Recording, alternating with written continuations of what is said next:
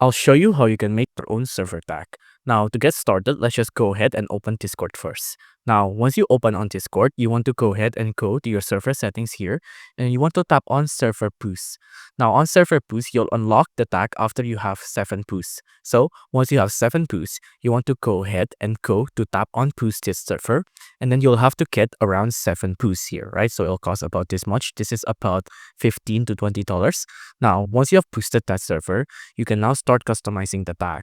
Now, if you don't want to boost it on your own, if you have a pretty good server, so you have a pretty active server, the members could also just boost on their own as well. So you can get 7 members to boost. Now, once you have server boosted, you can go ahead and go to the server settings here. Now, once there, you can go to server tag settings, and then you can customize things. Like you can customize the name, you can customize the images as well.